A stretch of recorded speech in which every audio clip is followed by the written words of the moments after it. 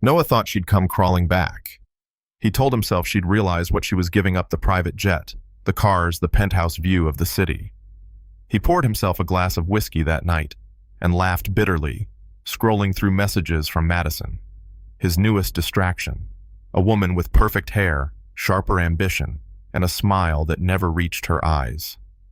Within days, Olivia was replaced in his life, or so he thought. Madison's world was champagne velvet dresses and whispers about how lucky he was to have her. But Olivia wasn't sitting at home crying. She was driving her 10-year-old Honda down a quiet road on the outskirts of town, toward a place Noah had never cared to know existed. A cheerful yellow building with murals of rainbows and sunflowers stood like a beacon in the gray winter. Kids' laughter spilled out as Olivia parked and stepped inside. Mama Liv, a little boy with mismatched socks, cried, barreling into her arms. 53 children lived there, kids abandoned, abused, or just forgotten by the world. And for 5 years, Olivia had been their safe place.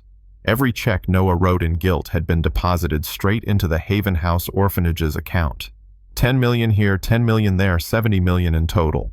It paid for surgeries, therapy, college funds, and a playground that gleamed under the sun. Olivia spent her weekends reading bedtime stories, bandaging scraped knees, and laughing like she hadn't in years. Noah thought his money bought her silence.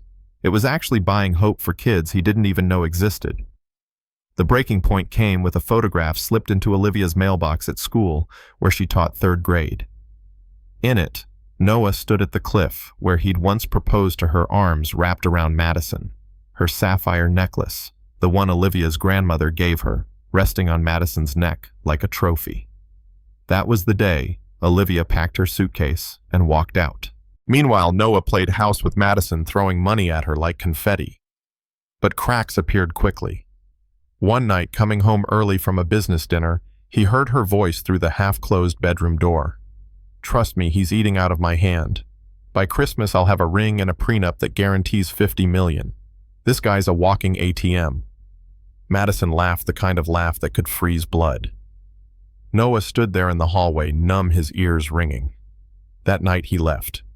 No fight, no warning. Just a note on her marble kitchen counter. Find another fool. For the first time in years, Noah walked through his empty mansion and felt its silence press in on him. He ended up in Olivia's art studio, a room he'd avoided because her paintings made him uneasy. Children's faces lined the walls, their eyes bright, hopeful. On her desk was a leather-bound journal he'd given her on their first anniversary, untouched, or so he thought. He opened it and his knees nearly buckled. Another affair. Another check. He thinks money makes it better. Maybe it can, for them.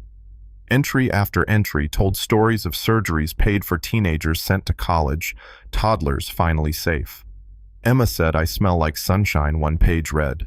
Noah will never know her name. Maybe that's best. He flipped through drawings tucked between pages, crayon sketches of Olivia with wings surrounded by smiling kids. She had turned his betrayals into miracles. The next morning, he called the orphanage. "This is Noah Parker. I'm looking for Olivia." The voice on the other end was firm, cold. "She doesn't want to hear from you. Leave her in peace." Noah drove there anyway, parking across the street. He saw her through the fence laughing with a group of kids. She looked younger, lighter, like she'd shed years of pain the moment she walked out his door. When she glanced his way, their eyes met. No anger, no hatred, just sadness deep enough to drown in. She turned back to the children and disappeared inside. That night, Noah wrote her a letter. No promises, no begging, just the truth. "I see you now," he wrote. "You're everything I should have been. You turned my shame into hope for children I never bothered to see. I'm not asking for you back. I just want you to know someone finally sees the angel you are." 2 days later, his phone rang. "Mr. Parker," a woman's voice said, softer this time. "This is Sister Elaine from Haven House. Olivia read your letter. She cried. She doesn't want to meet you, but she said if you really want to understand, come Saturday. For the children, not for her." That Saturday morning, Noah wore jeans and an old sweater. No designer watch, no chauffeur. Haven House wasn't just an orphanage, it was a sanctuary. The walls were painted bright yellow gardens, bloomed in every corner, and laughter rang like bells. Sister Elaine led him to the playground where kids swarmed around a jungle gym shaped like a castle. She built all this, the sister said quietly, with your money. She calls it turning poison into medicine. He saw her then. Olivia knelt in the grass, arms wide, as 3 toddlers tackled her at once. Her laughter floated across the courtyard, soft and warm. She looked like the woman he married years ago, only stronger, freer. He didn't go to her.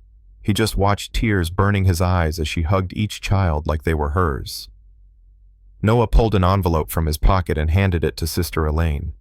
Enough to send every one of them to college. No name. She studied him for a moment. She doesn't need your money, she said gently. She needed someone to believe in her. You were late. He nodded. No defense left. Weeks turned into months. Every Saturday, Noah parked across the street watching Olivia play tag, braid, hair, wipe tears. She saw him once or twice, gave him a small nod, then turned back to her children.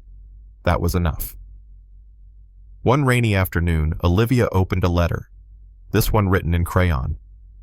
Dear Mama Liv, Mr. Parker comes every week. He smiles when you smile. I think he loves you. Do you love him too? She folded the paper, glanced out the window at the black SUV parked under the oak tree, then closed the curtain and went back to reading bedtime stories. Their story paused there, a man who learned too late that love couldn't be bought, and a woman who found family in the faces of 53 children who saw her for who she really was. Maybe redemption was possible. Maybe forgiveness wasn't. But Haven House stood as proof that pain could become something beautiful when placed in the right hands. What about you? Would you forgive someone who betrayed you if their regret built a better world for others? Or would you walk away forever? Tell me in the comments. I want to hear your story. Hit like, subscribe for more, and share this with someone who needs a reminder that love is more than money, and that second chances, if they come, are never free.